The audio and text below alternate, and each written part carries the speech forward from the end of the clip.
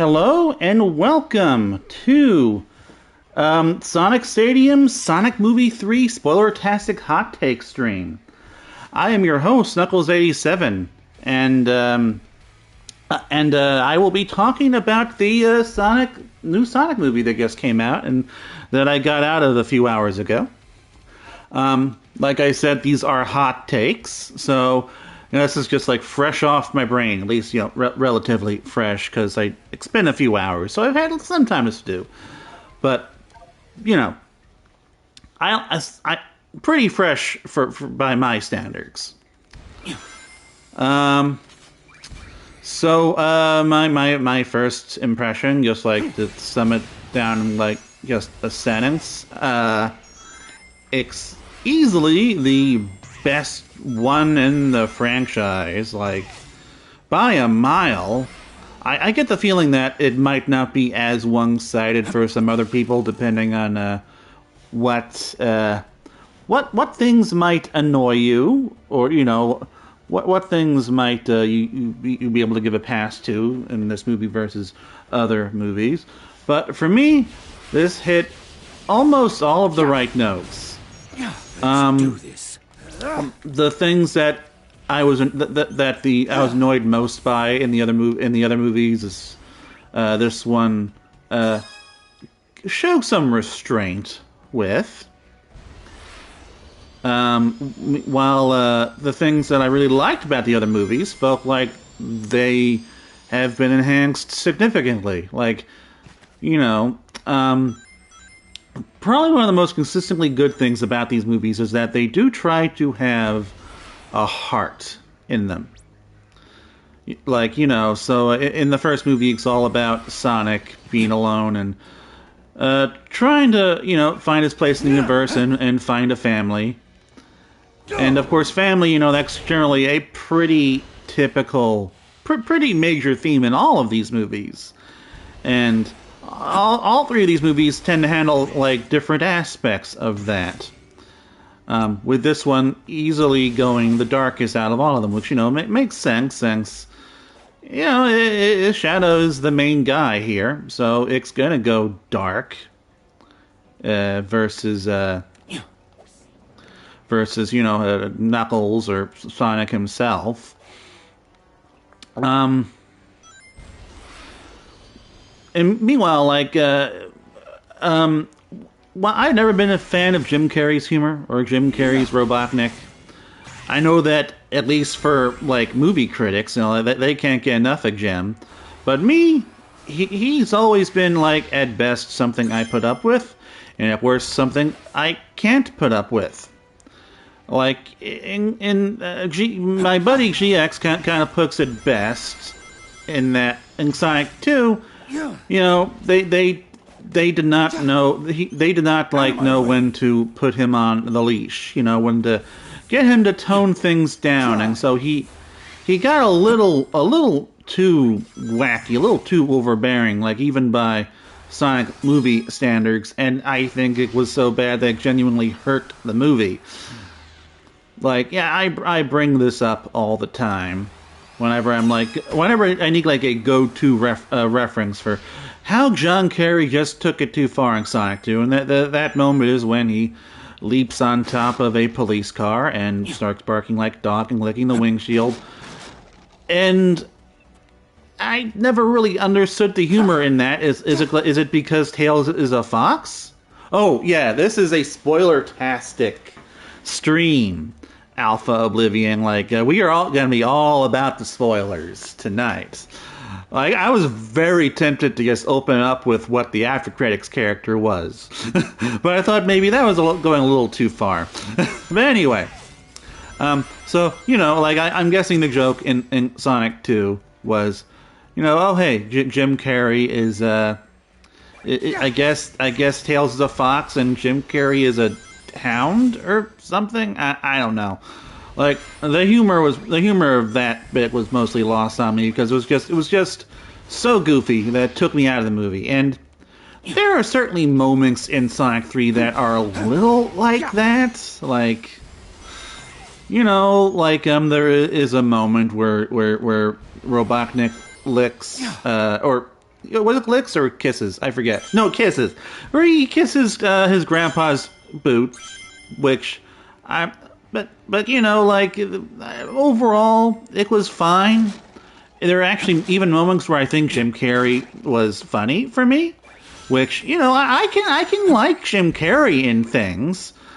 You know, I didn't think he was too bad in like the first Sonic movie when he did indeed show some restraint.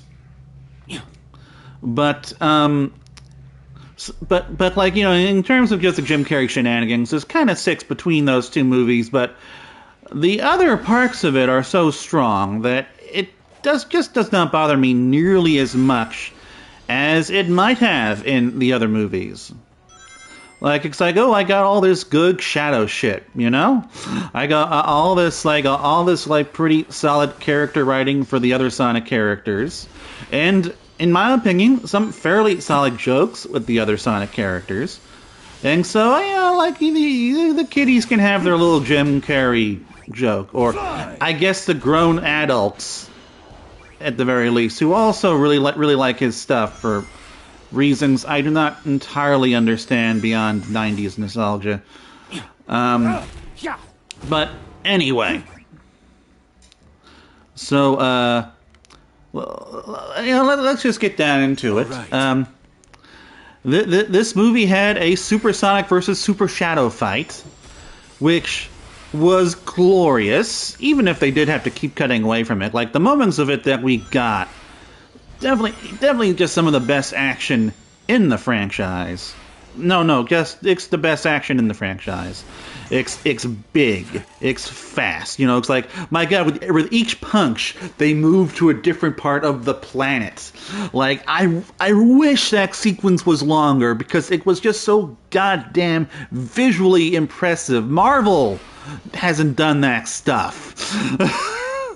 Like, these movies have always been pretty decent in delivering their action, but my God, this movie could just be at a whole other level sometimes.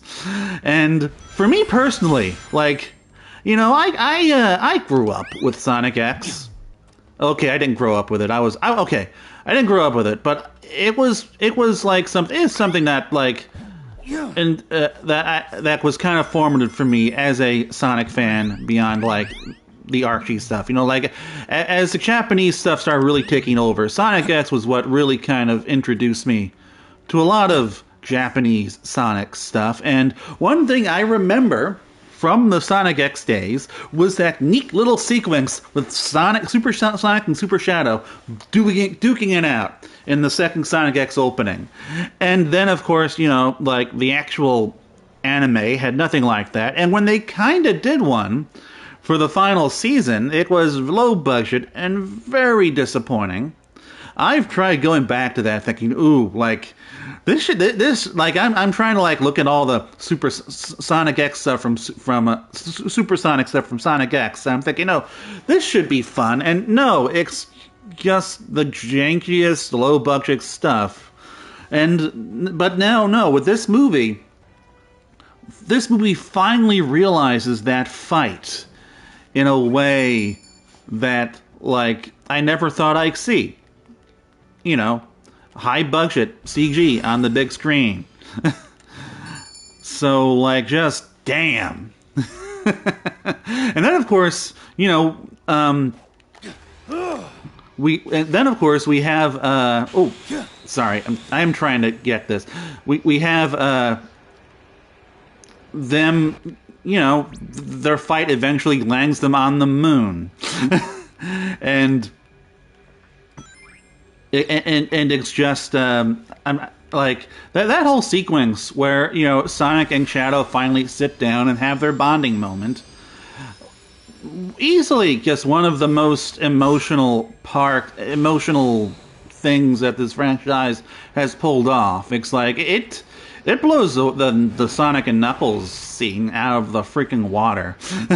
Because, you know, for one, it's just the stakes and what Sonic was going to do, because Sonic was ready to basically kill him. Like, you know, maybe you can say, oh, you know, maybe just punch him to knock him out or something, but like, you know, he was ready to Like, he had won that fight. He was ready to just end it, and then he just doesn't. He shows mercy, and that, you know, and that did a whole lot to change Shadow's whole worldview and make him realize, oh, if he can do that, why can't I?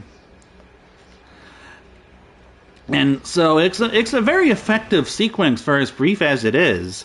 And then, of course, from there, you know, we get Live and Learn. Which, again, I never thought these movies would do something like that. Would like actually finally give us a game song at a pivotal moment. Like, when we were discussing this on Sonic Talk years ago, it was like, GX was all like, nah, you're not gonna get Live and Learn during this sequence. And, me and Shigs were like, yeah, you know what? It would be cool, but you're right. They aren't gonna do that. And here they are. They actually finally freaking did it. And again, it is kind of cut. All these cool Supersonic and Super Shadow sequences are kind of like, interspliced with all this really goofy Eggman and Gerald stuff. Like, there were probably two moments where the Eggman Gerald stuff were taking things a little too far for me. And the first one was the dance sequence, which I'm kind of cross between enjoying that and thinking it's just kind of a big distraction in the middle of the movie. Like, I don't know, I see the humor in it, even though it has like a lot of Jim Carrey's physical comedy, which I'm not a big fan of. But then the other thing is the Robotnik versus Gerald fight, where they both grow like these bug parts out of nanomachines, and they're acting out the insects, and it is just a really goofy, awkward sequence, and something that's like supposed to be fairly pivotal to the movie. Because Robotnik, he is trying to save the world, and he is just doing it in just the stupidest way possible. Like, I think my main issue with Jim Carrey in these movies is that he doesn't really tend to know when to turn it off, or I guess the director doesn't know when to have him turn it off, depending. I should probably blame Jeffrey Fowler for that stuff instead of Jim Carrey, but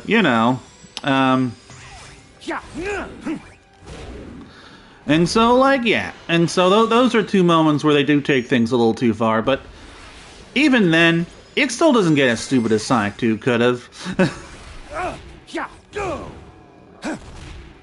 And it still does mostly work.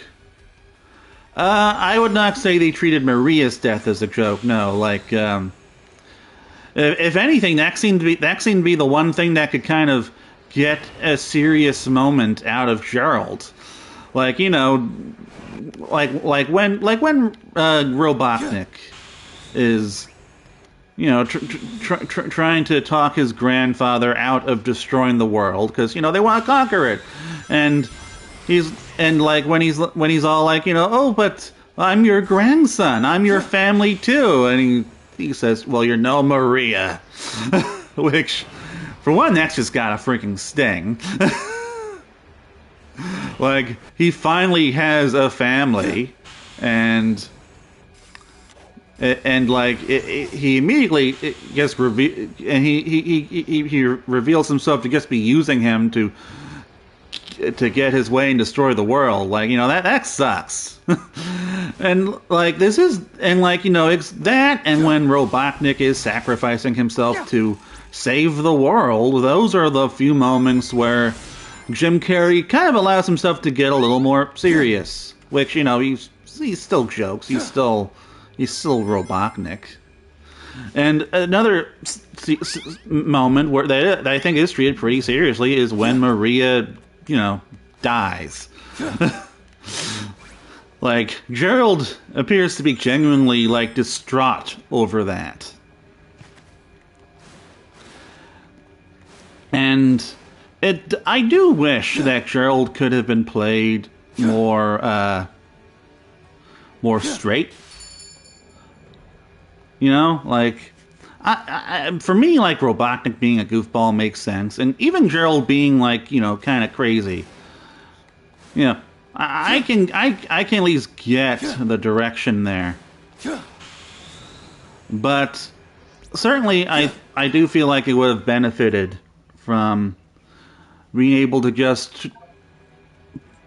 treating Gerald more like a distraught old man rather than this really goofy, crazy old man who's basically just like old Jim Carrey or old Robotnik. Like, I'll never understand why they just keep licking the hedgehog quills. Like, I don't know. I guess I realize I kind of figured that's just gonna be like a one-off thing in the original Sonic movie, and then they just kept doing it. And then Gerald comes in, and he starts doing it with Shadow's quills, and I'm just like, why? Why? Why do they keep doing this? Like, from a character perspective, from a comedy perspective, from a Jim Carrey perspective, did they just think that the bit of him constantly electrocuting himself by licking a hedgehog quill was that funny? Because I don't think that was that funny, if I'm being honest. Like, at this point, it's just kind of like par for the course. Like, oh, yeah, they like licking the hedgehog quills. I get it. It's not funny to me, never was, but I'm also just kind of numb to it, so it doesn't bug me too much. And yeah, like, okay, so, yeah, like, Ish Person Guy 13, yeah, Gerald is played pretty two-dimensionally, and, like, certainly he didn't need to be, but I do think that stuff like that kind of just comes down to runtime, where this movie's pace could be pretty fast. I remember hearing that mentioned by critics after the London premiere, where it's like, very good, where they really enjoyed it, but they thought that the pacing could be a little too fast. And it was. And it's because they were packing a lot of movie into their hour 50 runtime. And surprisingly, I thought basically like all of the Sonic characters got off pretty well. Like, I think we got more and better Tails moments in this than we did in his introductory movie. Tails and Knuckles. I was kind of expecting them both to kind of get screwed in favor of Shadow in this, but instead, they got their moments, and they got a decent number of moments that just kind of let them be their characters and interact with Sonic and heck other characters. Like, we got a Tails and Stone exchange that expanded on both of those characters in some pretty neat ways, even though it was just a couple minutes. And Knuckles, he was Knuckles, so if you like Knuckles' shtick, then you like Knuckles in this. And I like Knuckles' shtick. And so, he was funny in this. And he also had some genuinely good moments, especially like when Sonic is challenging him to get the Master Emeralds. But heck, even Ira Robotnik, he had some moments with Stone. And he did get some development and he had a couple of serious moments. Gerald let Shadow out. He let Shadow out. He's the one who took over the Eggman drones. And for Shadow, this movie was Shadow's story. So of course he had a lot of moments. But Gerald Robotnik, he barely showed up in any of the flashbacks, and so we didn't really get to see the kind of person he was ahead of going insane, ahead of going evil. And so we didn't really get that chance to build sympathy for him. And I don't know if that was a creative decision or if Jim Carrey just didn't want to play the character straight at all. I don't know. But, it's kind of said that Gerald was, like, released or something. But he either released or he broke out. Like, Gerald's whole deal isn't really elaborated upon too much, but all we do know is that he did get out of jail. But anyway, and so, you know, like, we don't really get a whole lot of sympathetic moments with Gerald. We just kind of get that moment where Maria dies, and we get that moment where he's talking about destroying the world, and he demonstrates how better he is over Maria. But that's not nearly enough, and so he is by far the most two-dimensional character in the movie, even though there was plenty of room for him to not be. Okay, let's pick a soundtrack here. Ooh.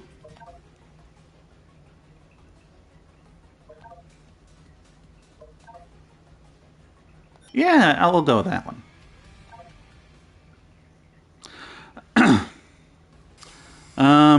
Finally, I've got you now. Honestly, I have long felt like Ish per person, guy 13. I'm in agreement with you on the Tails and Stone scene and Stone in general, and I have kind of felt like, much like Maddie, Stone has been largely underutilized in these movies. Like, my big personal pitch for Sonic 3 was keep Jim Carrey, or keep Robotnik dead, and have Shadow be the main villain with Dr. Stone. Whoops. My brain is actually crossing this with Dream Team's controls at the moment. But anyway, Finally. Well, it was like, you know, have Shadow be the main big bad guy and have Agent Stone kind of like, you know, be the guy who elects him out and helps him along and all that fun stuff. Now, of course, they didn't do that. They brought in two Jim Carreys this time. But certainly, I would love to see Agent Stone appear in something after that, especially since I do have to assume that his actor is probably more affordable than Jim Carrey, you know, since he's always kind of been second banana. So, you know, yeah, I think there's fertile ground for him to appear in a TV series or something as, like, maybe a secondary, maybe as a main antagonist or secondary protagonist or something like that.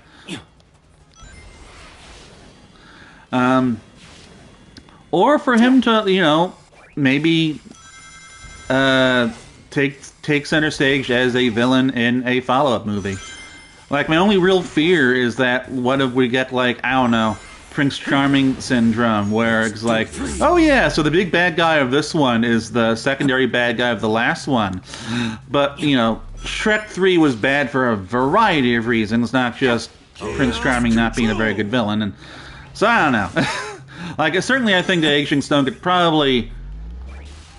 I don't know. I feel like there's just a lot more they can do with him if his character's just given the chance. And speaking of characters finally being given a chance, I'm glad that Maddie finally got to be involved in, like, the plots for one of these movies. One of my big issues with Sonic 2 was that, like, it felt like they were setting up a big sequence with Maddie, and instead we got 20 minutes of her sister and, like, the climax of a wedding movie. Which, you know, everyone hates. Most people hate that sequence. I'm one of those people. I felt it was a whole big waste of time. I'm very grateful that Sonic 3 had nothing like that. Like, Sonic 3 compared to Sonic 2 is a very tightly paced, very action-packed movie.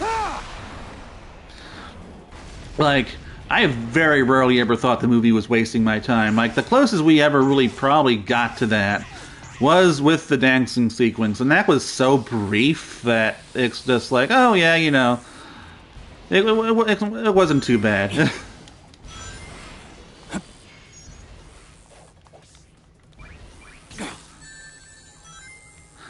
Yeah. I mean, I guess he could become like a doctor and become Dr. Stone, but yeah, there would probably potentially be some legal issues with that. At the very least, it would just be a little awkward for people who are aware of the anime slash manga.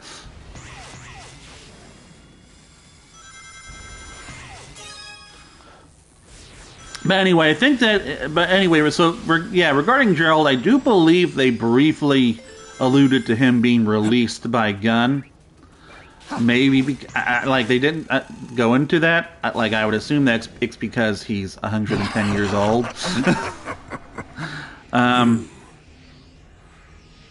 Oh right. Oh nope. Yeah, Alpha Oblivion 7. That is a thought I had. Shadow arriving in like a meteor, that gave me like serious Black Arm setup vibes. It's like, yeah, he's an alien. Yeah, he was probably sent here by some nefarious force. Like that right there just feels like setup for that Shadow spinoff that's been rumored. And like the Black Arms could very, very easily fit into that. And yeah, I know that Black Arms like got mentioned in the Knuckles series, but I don't know, like that was such a. I'm forgetting like what the role of that even was, but I'm sure that wouldn't actually matter. I don't think that would keep them from actually using the name. Of course, like so long as they don't call them Black Aliens or something. Did the Sonic Shadow Generations actually give them a new name? I forget. I know that they shied away from Black Aliens, which, you know, is a really weird name.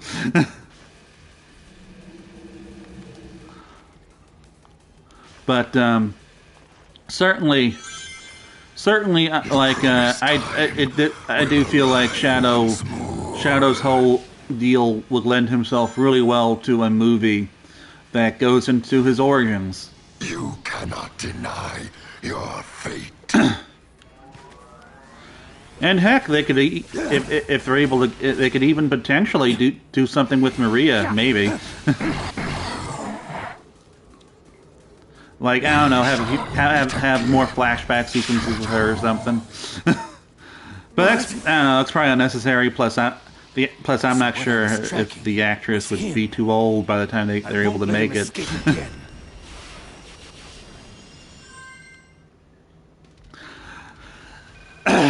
Oh, we are not getting a one-to-one adaptation of Sonic 06.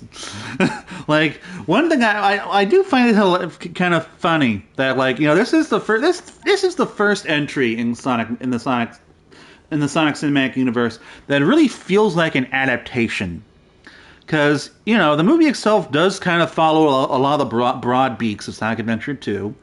We even have, like, some direct references to Sonic Adventure 2. And not to mention, like, we got, like, Easter eggs, like, you know, hey, here's this thing next, just like a remake of a CG sequence from Shadow the Hedgehog. You know, we've got all this stuff that really does make this feel more like an adaptation than the previous movies. And I can only conclude that Jeffrey Fowler, you know, he is indeed a Sonic fan, but he's a 2000s Sonic fan.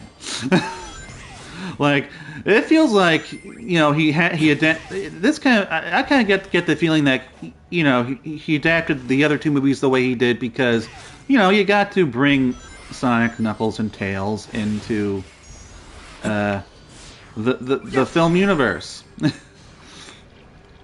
And so, you know, you gotta have, so, you know, you gotta bring those characters in, and maybe you don't care about adapting stuff from those games, but now, oh, hey, you got Shadow coming. You can do your Sonic Adventure 2 adaptation. You are ready for that. You are primed for that. And so, like, this compared to, like, the Sonic 1 and 2, this feels like a 2000 Sonic fans, like, wet dream of a movie in a lot of ways, because you've got the music, you've got the homages, you've got all this stuff that they would just love.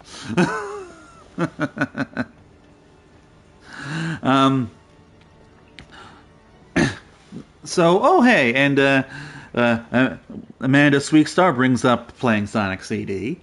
Well, of course, let's just you know, pull the Band-Aid off the big after credits reveal.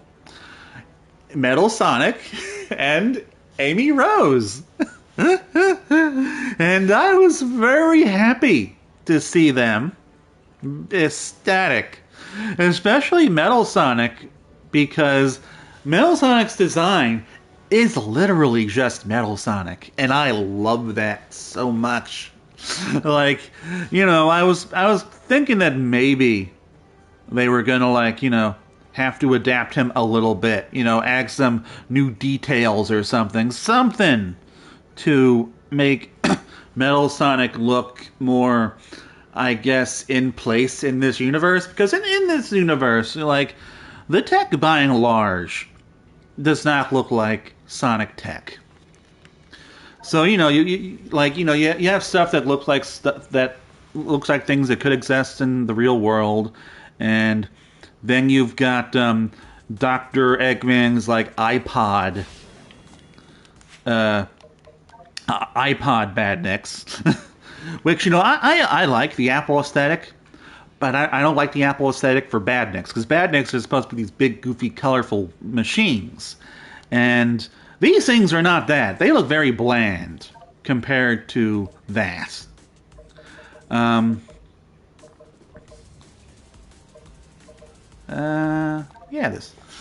I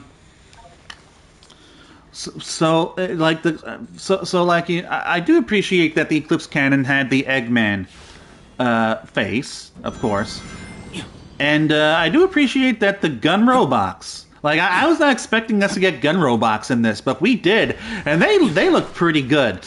I was very happy with them. Whoops.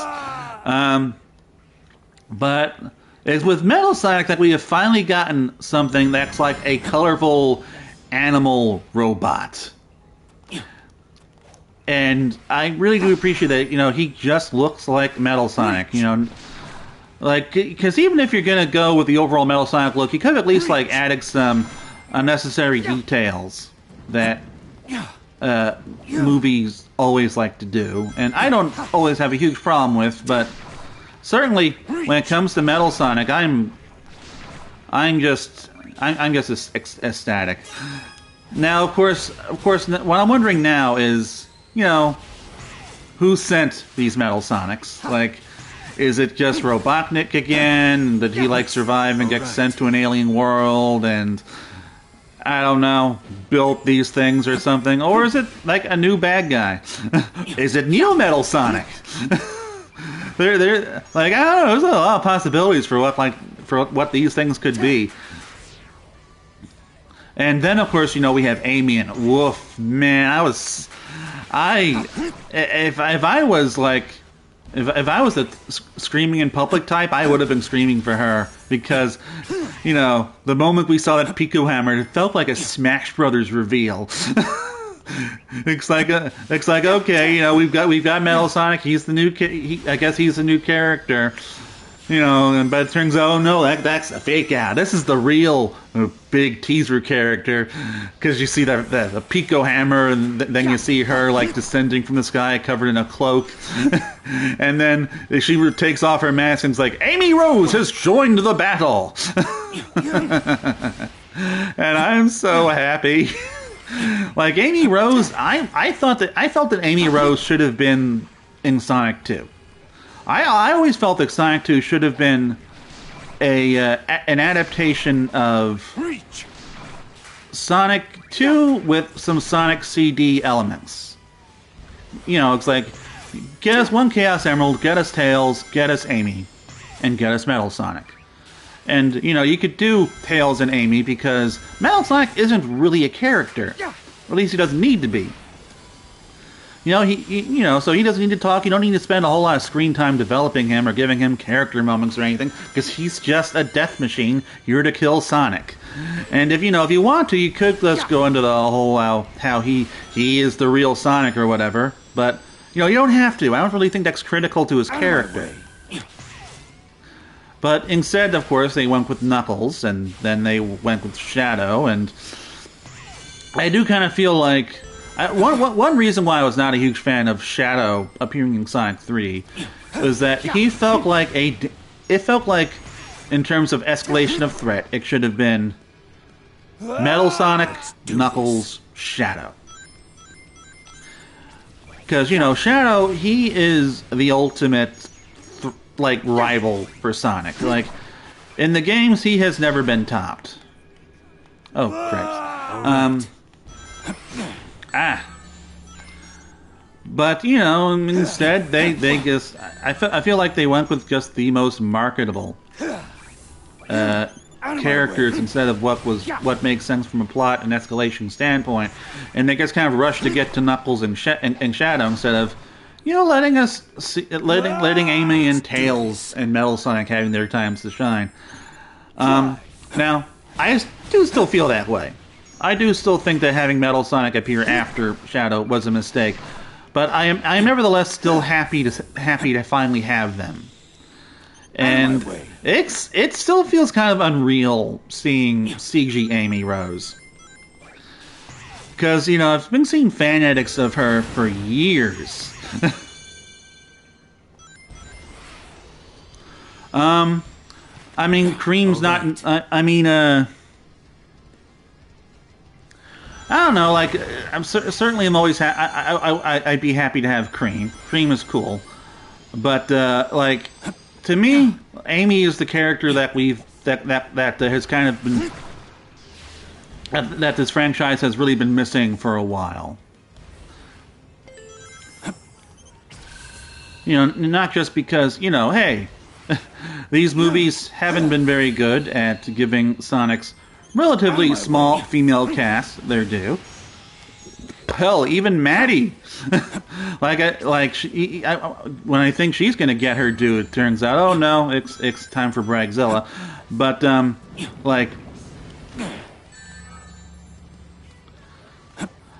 I have always been against Amy being in Sonic 3 as a major character, because I felt like it would just result in her being overshadowed by Shadow, and that was definitely going to happen. Oh, let's do this. But now that they've gotten through Shadow and all the big characters, it does kind of represent another moment where Amy can be a major character. And I'm kind of wondering, are we finally going to go to space? I have been wanting this franchise to go to space since the Knuckles series. Like, my big idea for the Knuckles series was, hey, make it a space movie. Knuckles is they should go to Knuckles' origins, right? So his origins are in space. This should be Team Sonic's first big adventure in space. And of course, we got the Wade show with Knuckles as a guest character.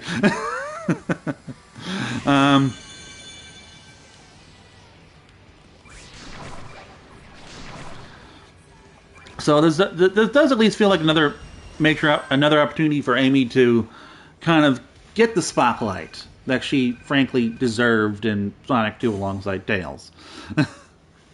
Now, as for a year of Amy, I honestly don't know. Like, I feel like, in a sense, the Fearless Year of Shadow was kind of just a lot of things aligning from a branding perspective, because Shadow has always been one of the most popular Sonic characters. He's one of the only Sonic characters to get his own game. And sure, Knuckles was the big focus of Sonic 2, but Knuckles was also never really quite as big as Shadow, and I'd say this as an avid Knuckles fan. So it's Amy getting but with Shadow, he has his own game. He had his own game already. He has a big presence in the franchise. He has been prominent in way more games in a way Amy never really has. In a way, Knuckles never really got to be after Sonic Adventure. And so, for him, giving him his own year does kind of make a lot of sense. But I don't know. Like, I do kind of feel like Sega has shown that, hey, you know, there is something to being kind of being sort of like, you know, having brand synergy with Paramount.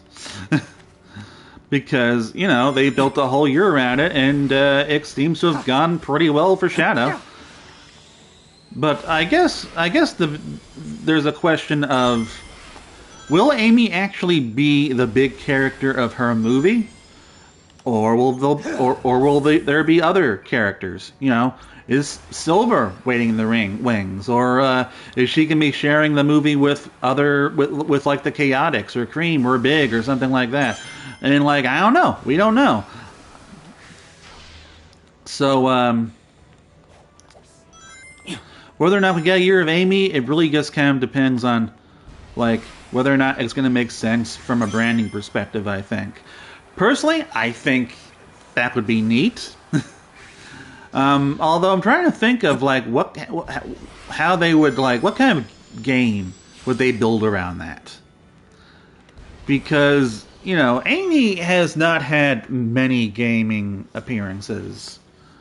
Like, and when she has, she's either been a Sonic clone or she's had this kind of awkward, slow hammer gameplay. Now, me personally, I think, hey, you know, just take the Dream Team route and just make her a Sonic clone, and they could, like, I don't know, give her some special hammer moves or something for physical attacks, like they did with Shadow and his kicking and stuff. You know, they can make a Sonic clone that just also has a combat edge to her for Amy. You know, that could work. And then, of course, the next question is, what game do you make for her? Like, in terms of stuff like this, there's only two games left they could really use: Lost World and Unleashed. And like, I have like talked about how, hey, Amy Rose, like, there should be like a Sonic Unleashed remake that has a Blaze campaign, and like it takes place on Blaze's world that has also been split or something like that. But I'm not really sure, and it makes sense because, you know, Blaze takes place in parallel dimension, so it could like happen in parallel with Unleashed. But I don't know how you do that with Amy. Like, I mean, I guess because Amy has her hammer, she could like have melee attacks or something. And so, like, you could have Amy speak sections where she's using the hammer, and then where she moves like Sonic, and then Amy combat levels where she uses her hammer. I guess that could work, but then it's like, okay, then what's the plot? What's the setup? Because, like, you know, it couldn't really take place at the same time as Unleashed, or couldn't have the same kind of setup as Unleashed. I don't know. Like, I guess that's something for the Geniuses X Sonic team to figure out. Now, in regards to Metal Sonic, I do have my theories. Metal Sonic in the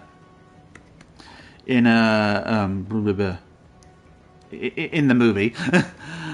So like, it could just be, hey, it could be like the Meta-Rex from Sonic the Comic, where there's like Neo Metal Sonic, and he's sending out all these other Metal Sonics to fight normal Sonic. Now, where did Neo Metal Sonic come from? I don't know. Maybe he's maybe he's like an escaped experiment from Dr. Robotnik or something. Or maybe there's just like a whole other bad guy that built him. Part of the thing about these Sonic casts is that you don't really have a whole lot of villains you can use. Like, you got a lot of one-off villains, but in terms of like recurring villains, especially villains that could like do something like make a Metal Sonic, there aren't really a whole lot out there. So, like, I don't know. Now, another solution is, hey, Dr. Robotnik survived, and he got sent to an alien planet where he built a bunch of Metal Sonics for revenge or something, or Eggman Nega. It's like Eggman from the future. It's like, hey, like it's like Ivor Robotnik's grandson or alternate dimension self or something. Oh yes, Scourge would be very cool to have in the movie. Amended Weak Star. That's never happening because Sega's not touching any of that Archie stuff. Never ever. Just never again. At least not for a very long time. Nice. Starline would be cool. Like any of the IDW villains would be both cool and usable. Of course, the one disadvantage of the big bad guy being CG is that, well, you do ultimately need human characters for the budget. Like in Sonic 3, there is a lot of CG characters like in this thing, and they are often on screen, but you do still have moments where it is just the human characters doing cheap, low-budget human things. Especially with Jim Carrey. Like, I realize like Jim Carrey is technically a Sonic character, but like whenever he's on screen without Shadow, one of the other furries, like that is those are minutes that they do not have to spend on like putting a CG character in there. So, and that would admittedly be an issue with having Neo Metal Sonic as the big bad guy. Although at least with him, he's like metal and he doesn't like have a moving like mouth or anything. So I've got to imagine he'd at least be cheaper to animate. I don't know. Oh yeah, I forgot I had this. Okay, let's pick.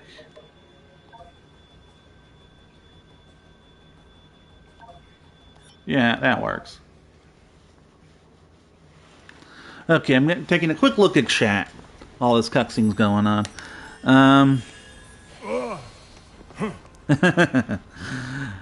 Yeah, a character introducing themselves with arriving in a cool cloak is always one of the coolest ways, especially for like I don't know, Smash Brothers. Huh? I don't know. I think we did see Shadow at his top potential because we even saw him take his inhibitor rings off. Admittedly, this was after he fought Sonic. But we got freaking Super Sonic versus Super Shadow. So it's like, you know, it is very hard to top fighting another super form. And like, Metal Sonic could technically do it. Hell, I guess one thing they could probably do is Metal Sonic like steals the Master Emerald, and he can use that to go super. A beautiful and meanwhile, like the regular cast just doesn't have access to it anymore, and so they've got to like fight a super form without. Without having a super form themselves, so I guess that'd be something. Yep. Man, ooh, we could like potentially have like Super Neo Metal Sonic, which you know we did get that in IDW, but it'd be something else seeing it in full CG.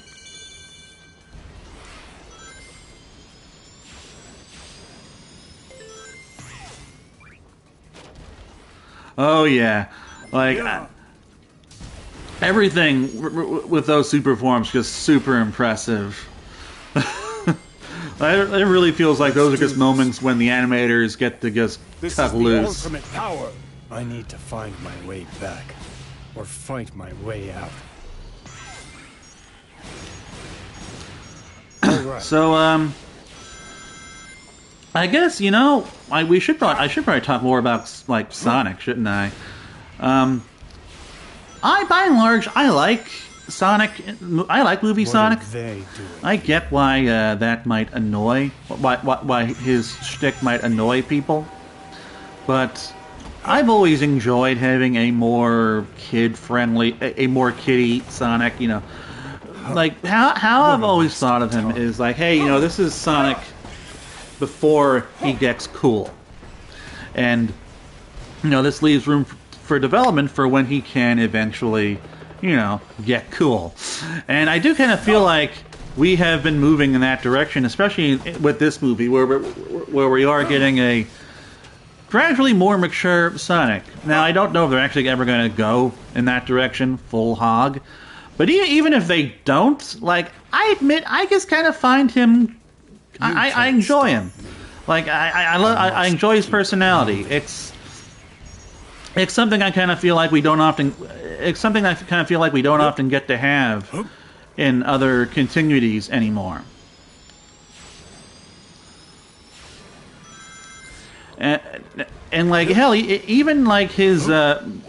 Even his pop cultural references, I don't think were that bad compared to like some of the other compared to like the previous movies. Let's do this.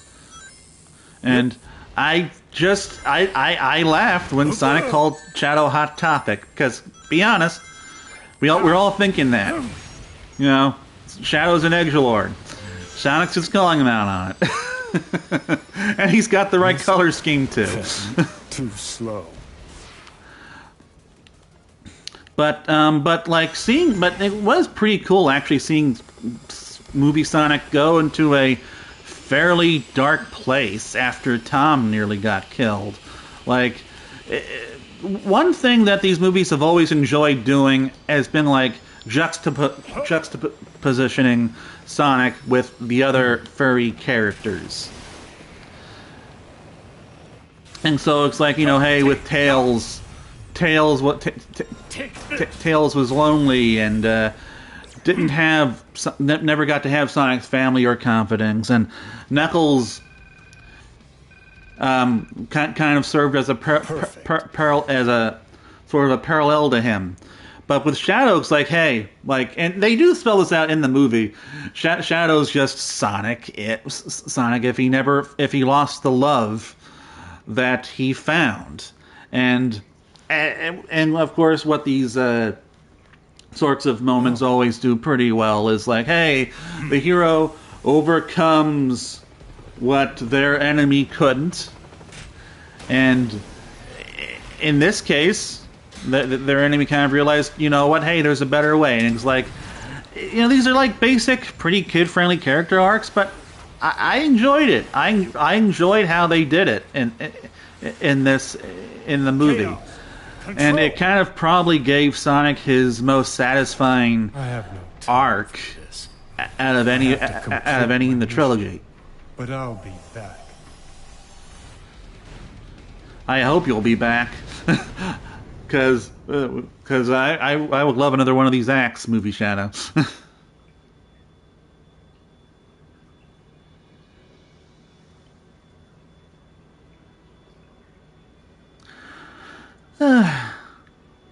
Oh. Hey there, Digimon.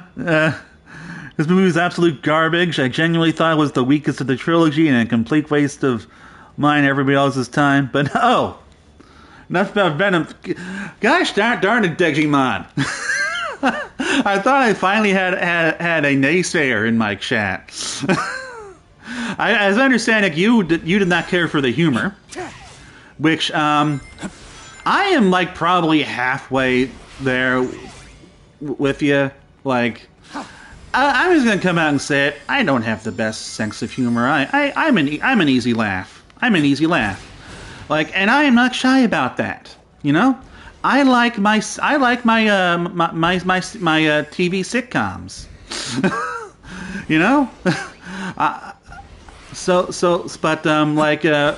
For me, it's like, hey, you know, does it make me chuckle or does it make me cringe?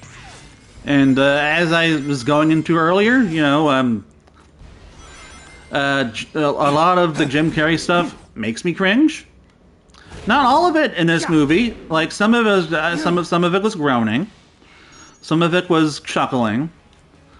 I'm trying to remember if I ever actually laughed out loud at him.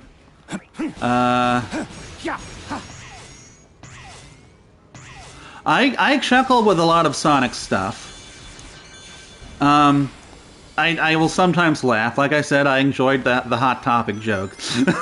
And I laugh at the Knuckles stuff. And you know what? I enjoyed the stuff we got with the Wachowskis in this. Like Tom Wachowski is the best Sonic human, which I know that's not saying much, because like his competition is Chris Thorndike. But you know, compared to Chris Thorndike, I've always enjoyed him. I've always thought, like he's a decently funny character. They give him some funny jokes, and I kind of feel like they continued that here. And I do enjoy I keep calling him Dr. Stone. I do enjoy a lot of the Agent Stone stuff as well. And I get that the whole joke for him is just like, oh, look at him. He's the dutiful servant who may or may not have romantic attraction to the guy he works for. And I guess I enjoy him. But a lot of the Jim Carrey slapstick stuff, I don't care for much of any of that, and a lot of the puns, which I'm not a huge fan of those either. Like, I don't know, dorky pine, okay, that was there.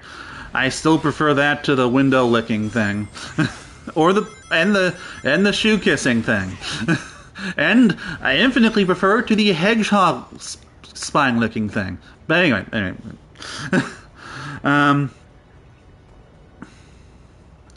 Oh yeah, the Green Lantern joke. I did enjoy that. I'm gonna hate watch Green Lantern. I was hate watching Green Lantern. Like, yes, like the pop cultural jokes, Sonic fans will rag on it. They are hit and miss. They are not universally bad. Fly! And I am glad that the Olive Garden guy did not repeat his Olive Garden joke again. Like, he just kind of got murked in the first act of the film, and then that was sort of it. Now, like, so I've been talking a lot about the Sonic characters. I should talk about the human characters a bit. And I'm just going to start out with Christine Ritter's Captain Rockwell. I don't really understand what her whole thing was. I guess, like, yeah, what was the point in her character? And it's like, I kind of feel like there was gonna be something more for her in the script, and it just got cut for time, because it seemed to be setting her up to like be a B villain, but then she just kind of gave the key card to Tom and left the plot. It's like, and it's like, I don't know why she was like working so hard to get that key. Well, I don't know. Like, it did seem to be giving me the impression that she was trying to get the key card, even though she already had the key card. And they seem to be saying, "Oh, you want that weapon for yourself." But it's like, I don't know. Like, she already Gunn already had both key cards in its possession between the one she had and Captain Rockwell and Olive Garden guys. And like, I don't know. I'm even trying to explain it right now, and it's like, it feels like they were setting her up to be a villain, but then she just left the plot. Tortured soul, I will end your suffering. It's no use. You can't keep pace with me.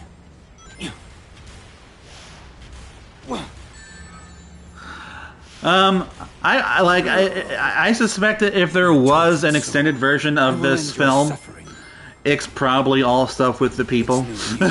Like, I would not be surprised if there's like 10 minutes of cut Tom and Maddie footage just sitting around there somewhere.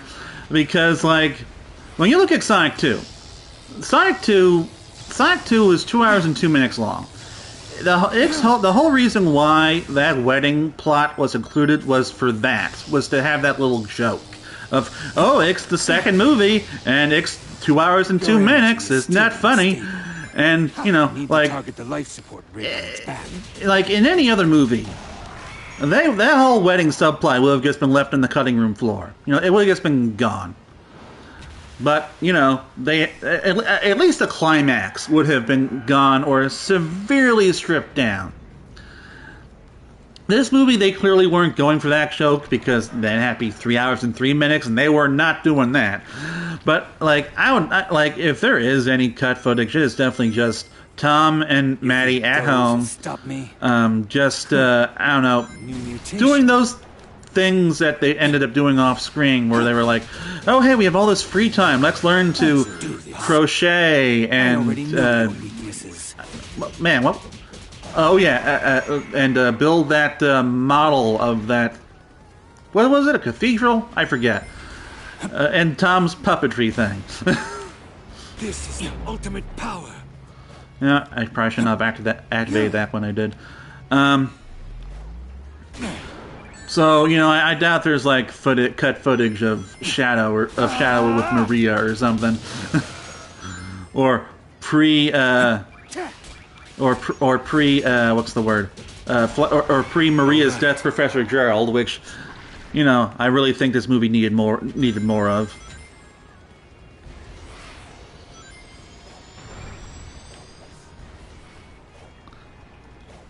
Chaos control.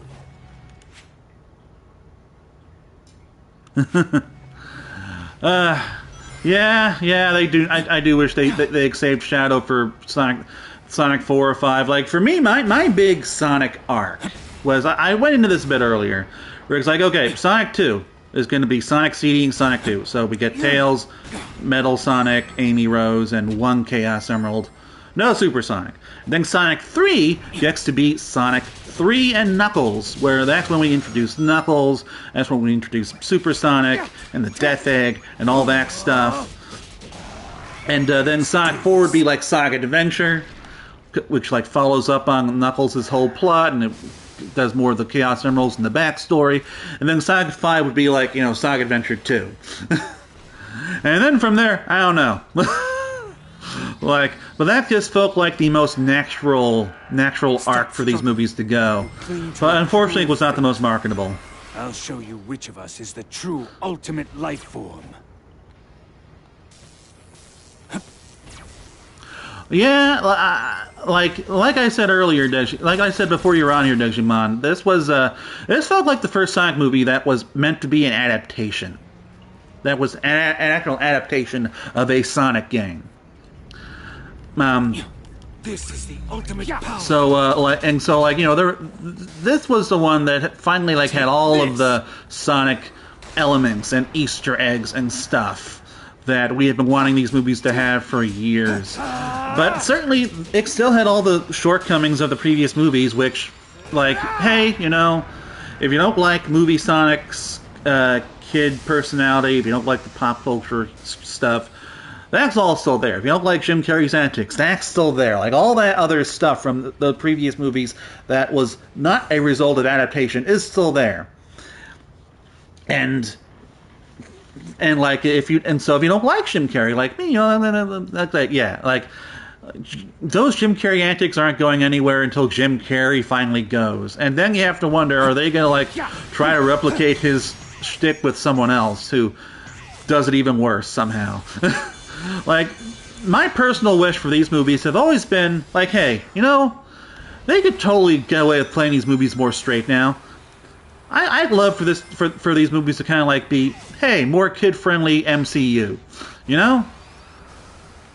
Or you still got, like, the jokier, lighter tone, it's still more kid-friendly, it's not nearly as dark, but it takes itself a little more. It still allowed to take itself a little more seriously and be more of like just like an action adventure instead of an action comedy. Like, and hopefully, you know, I feel like this movie was a big step in that direction, and hopefully these movies will continue to like, move in that direction, you know, because eventually, if this franchise is going to keep going, they're going to have to say goodbye to Jim Carrey sooner or later. And they're going to have to, like, figure out what they're going to be without him.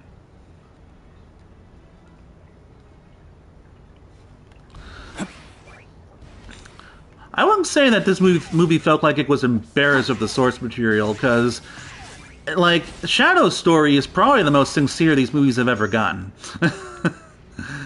And it's like, if you're going to be embarrassed with the source material, you're going to be embarrassed with Shadow's source material. But they were not. Like, they gave him the motorcycle, they gave him the gun, they made him super edgy. they gave him the whole plot with Maria. Oh, the previous two, yeah. The previous two were definitely more embarrassed with their source material.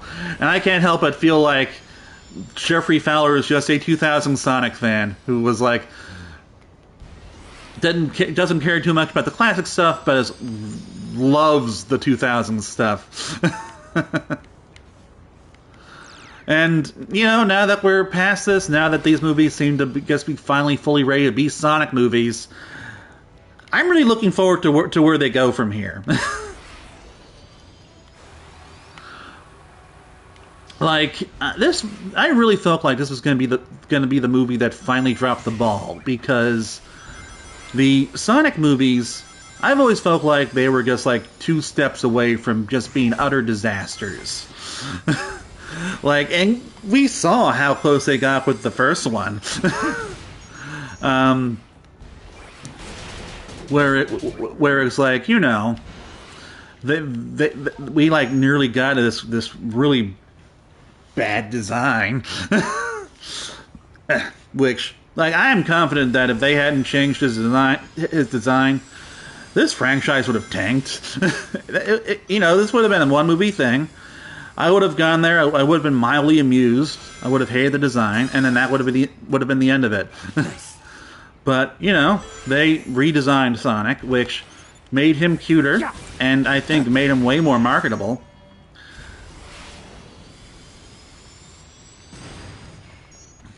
I enjoyed the first one. But it definitely felt, like, I thought that the first one was a pretty solid kids film. I felt the second one had higher highs and lower lows. Overall, I did enjoy it more. And of course, Knuckles series, I wrote a whole review on that. You know, I gave it a 2.5 out of 5 on Sonic Stadium. But like, I always felt like, hey, you know, the first one, critics probably mostly liked the first one because of Jim Carrey.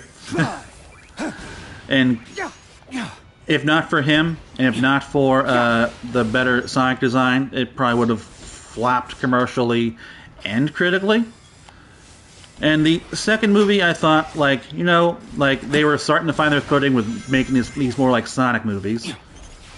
But, like, it did kind of feel like, yeah, you know, there were a lot of good aspects, but there were also loads of bad aspects that nearly like tanked the movie for people like me. And both these movies, like, in terms of critical scores, like, they both, like, kind of narrowly managed to achieve their fresh ratings. Like it would a few dozen, like a dozen or so critics didn't like them. Those scores probably would have entered rotten territory.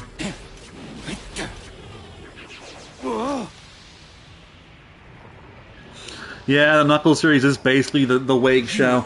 I do feel like the Knuckles series was probably the result of, like, a shrinking budget or something. Like, if Daniel RPK is to be believed, the Chaotix were originally going to be in that series, and apparently, you know, they're being discussed for the second one. I would not be surprised if the whole Wade-centric subplot was basically the result of them realizing, oh, hey, we actually can't afford all this CG across 6 episodes of television. We gotta get a human in here. So, you know, we got Wake's whole deal. You'll understand soon enough.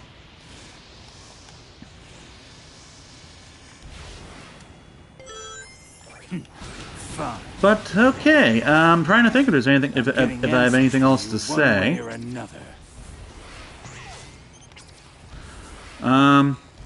I really enjoy Tails doing Tails things. Good, Shadow. Like I said earlier, I thought Tails was much better in this than in Sonic 2. You can. And certainly that was helped by the simple fact that, like, you know, his big moment with Tails wasn't just like a Russian dance sequence. In fact, there was no bar in this at all, which, you know, breaks a trend with this series.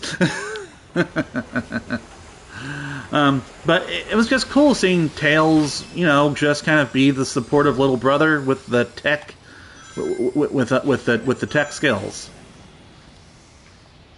And it was really cool seeing Knuckles, how Knuckles kind of fit into Team Sonic, and really get to see how their whole dynamic was going to go. Because that was like, as much as Shadow was the big addition here, like, the other big addition was just Team Sonic itself.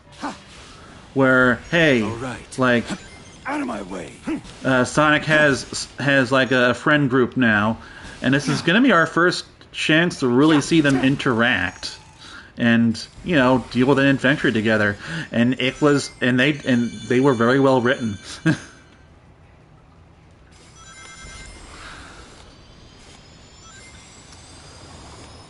And, you know, Knuckles, he got to do his whole shtick, but definitely the best part was,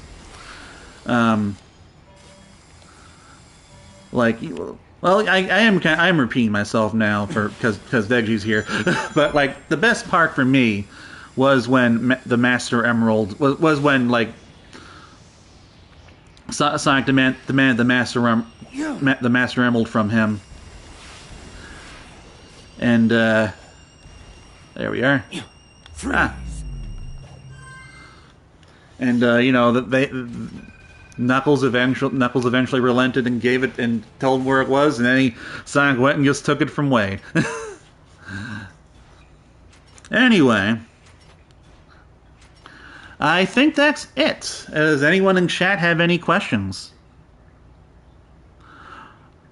Oh.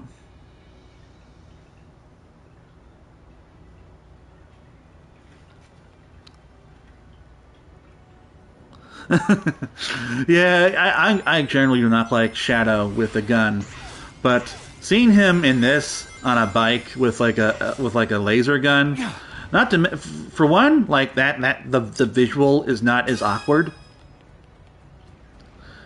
You know, like seeing Shadow riding a realistic motorcycle with a Glock was pretty goofy, but I don't know, in this movie it just kind of worked for me.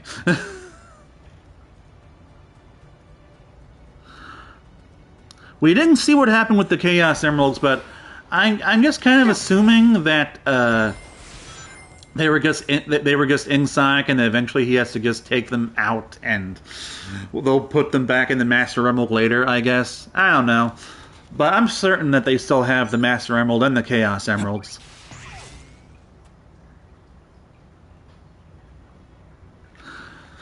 Yeah, they did have Shadow drop the gun quick. But he did still, you know, he did still have it, and he used it, and he tried to kill Sonic with it. Like, that is not a visual I thought we would get in 2024, even with these movies.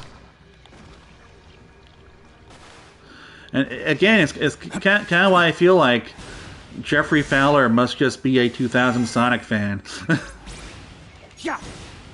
Let's do Because, hey, he makes sure that Shadow, that we got to see Shadow on a bike with a gun, but we didn't even get, like, Angel Island for Knuckles.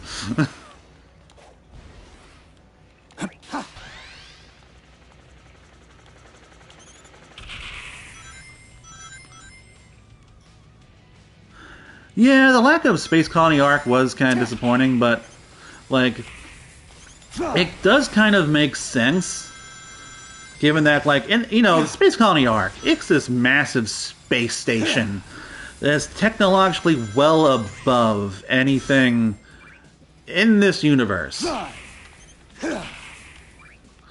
And so, for one, there's no. So for one, like there's the plot hole of, hey, why isn't this just visible in space? You know, why haven't we seen this in the past 2 movies? But then there's also just the matter of, you know, like it's just so far above anything that Robotnik or the gun or anyone else has been proven them to be capable of. And like, and of course, a major aspect of the plot is that, hey, you know, this weapon was constructed by Gunn and hidden and everything.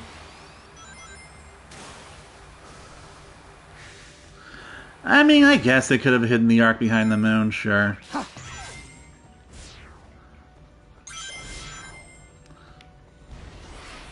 And I guess that could even have, like, given them a different excuse to blow up the moon, which... that was one of the jokes that I did enjoy in this movie, was when they,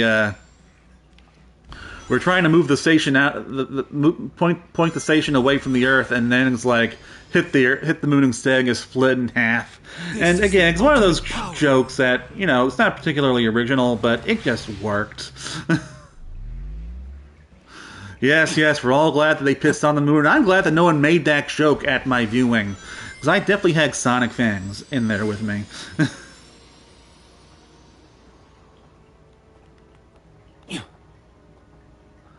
And it wasn't destroyed. It was just like, you know, a chunk of it was ripped off. I don't know. I'm good with that being a joke.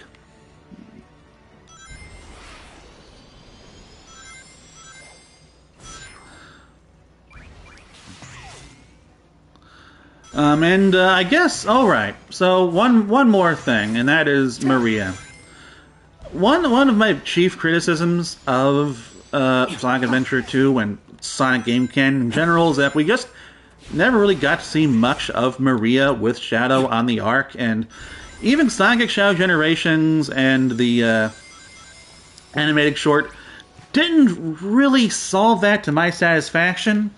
But Shadow and Maria in this movie were like, was just like one of the sweetest sequences in this franchise. No, it was the sweetest sequence in this franchise. And it was really nice just getting to see Maria sort of be a character. And, you know, even like hell, have her own scene to herself in a way that the games have never really allowed. And so, like, that whole sequence is just easily just just my favorite in this whole franchise, and I kind of hope that we're able to get more of this someday, somehow, from in the games proper. Maybe in a Shadow Generations 2 or something, I don't know.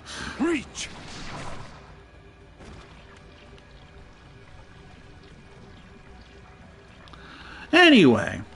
Oh, and I also did appreciate how they did kind of lean into the whole 70s aesthetic a little. Yeah. They even, and I wish they had done a little more of this, but they also seem to indicate that Maria played Live and Learn on her guitar. And I was expecting we'd see more of that, but maybe we didn't. I don't know, maybe it's one of the cut sequences or something. But even just getting that little bit was kind of neat. Alright. So, anyone have any questions before I sign off for the night? Well, we don't know why. The whole business with Gerald is just weird. Like, you know, I expected that they were going to, you know, have him survive by going into cryostasis, but instead he was just in a gun prison for 50 years.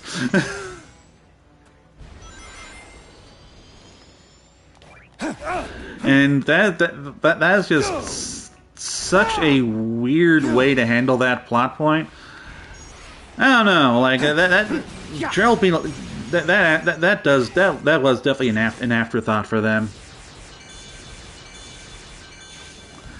Now, as for Robotnik being an orphan, like, I don't really think that was a question that this movie needed to answer. But one of the obvious spin-off projects I figure they should be doing at some point is a Dr. Robotnik series, where they go into his origin story. And, like, you know, we could have, like, adult Jim Carrey interspersed with, I don't know, I guess, kid versions of himself, and we see his backstory or something. Of course, I had this idea before he died again at the end of this movie, which I was not expecting. I figured that, hey, he's back for the third movie, he'll probably be back for the fourth, so they wouldn't kill him off again, would they? But no, instead they gave him a heroic sacrifice. Which, I don't know how he survives getting nuked in space. I just don't.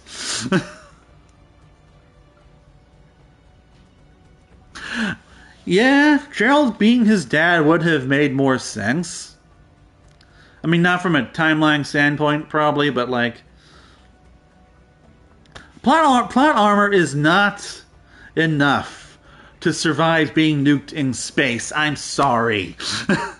If he does survive this, my God, it's a bigger fake out death than Shadows was. But as for Gerald being his dad, when they first revealed Gerald in the trailer, and Jim Carrey called him Pop Pop, I thought, oh, I guess Gerald's his dad in this one, because how else is he still alive? But no, he was his grandpa. It's like, okay. Like, you know, Gerald could have been, I don't know, 20 or something. And Maria could have been, I guess, his sister? I don't know. Like, okay. Not 20. 30. We'll say 30. He could have been 30. 50 years ago.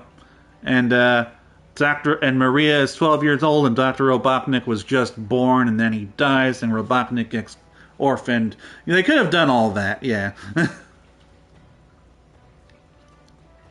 Well, they didn't. Well, they did not allow him to make the space colony weapon. Okay. I think I remember now. I think he gave them the schematics for the weapon in exchange for his release, and and Gunn itself actually built the weapon to his specifications. Chaos control. Yeah, I couldn't remember why they released him, but that it was because he helped them. He gave them the blueprints to build the weapon, and then they built it to his specifications, and then he was going to use that to enact his revenge.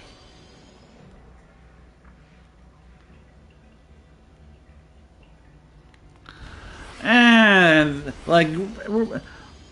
I don't know, Novajix. It's like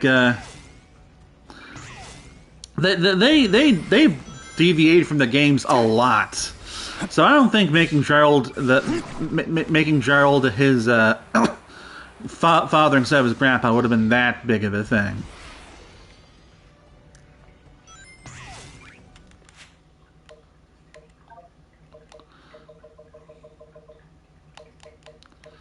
Methiles.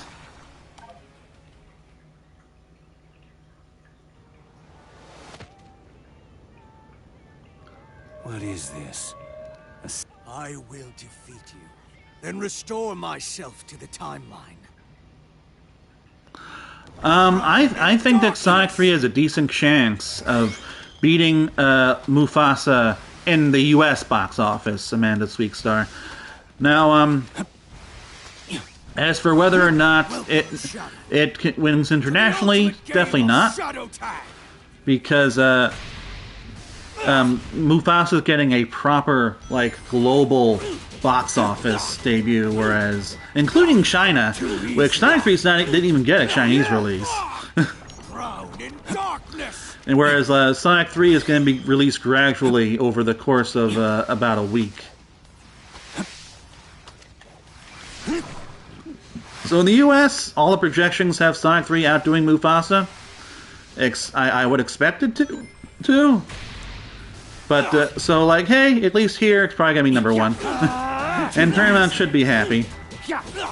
Oh, Paramount is very lucky that Avatar 3 got delayed, because Avatar 3 would have just eaten up all of the attention. What you're talking about, but I will crush you all the same. What? Did you forget about me again? Yeah. Yeah.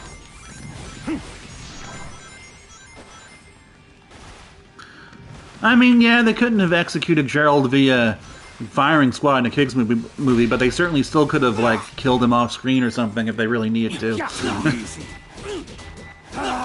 Too easy. Let my blade give you a taste of despair. I mean, I don't know, dudes. Like, gun letting a 110-year-old dude go. Just attacking blindly won't be enough.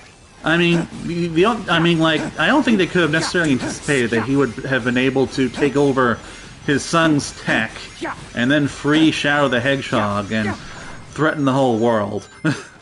Like, I don't know, I think letting him go in exchange for this big bag super weapon definitely makes sense.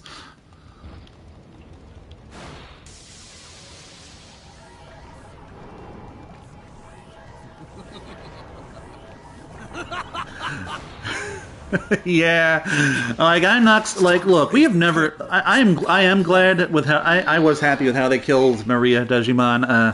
I'm happy to say that no one cheered at my showing. In fact, my showing was pretty well behaved. But sir, we have never actually seen Maria like get killed on screen. Not even in Shadow the Hedgehog, and so I am not at all surprised that like. They killed her in a very PG way here. Like, technically, we didn't even see the body.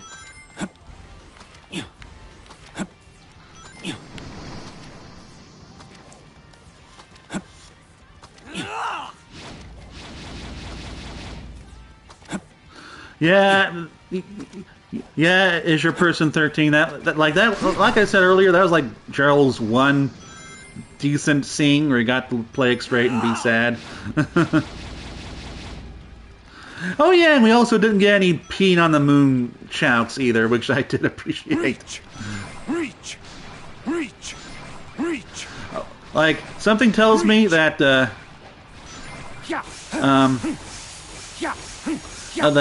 not every showing was as well behaved as mine. But Consider sparing. Don't do me any favors. Like, at the very least, it does kind of seem like it does kind of seem like the people who are going to do stuff like that probably are going to be in the pretty small minority. It's kind of like how everyone was talking about how, like, you know, they're afraid of Wicked fans singing along to the movie, and how how like one of the New York Times said, "Yeah, I'm going to sing along to the movie. Of course I am." And I don't know. I think people who have antisocial tendencies like that tend to be the minority in situations like this.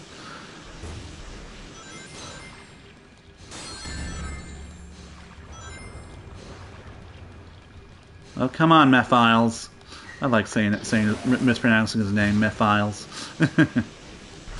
I wonder if we're gonna get Mephiles in a movie.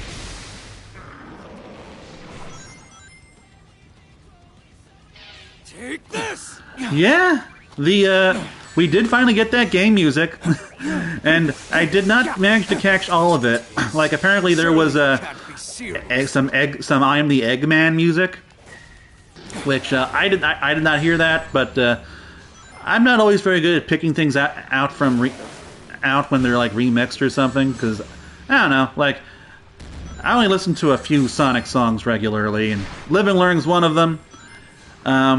And I Am the Eggman is definitely not. But yeah, like we finally got a whole bunch of video game soundtracks in this. And I guess hearing Live and Learn, Take this! my God. Chaos control! Like, they just played that perfectly. My only real regret is that we didn't get more of it. It got interrupted by Gerald and Robotnik's fight. I want to exist! Sorry, Mephiles, you don't get to exist. You're too ugly.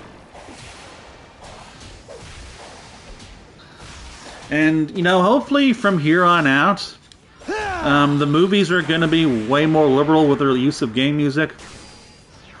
There is Like, no future my hope has always been ever. that, oh, it was Robotnik's ringtone, okay. My hope has always been that, if these movies were successful enough, that they would be allowed to just take more from the games and, you know, do less that's just pleasing whatever the executives want. And this feels like a huge step forward in that direction.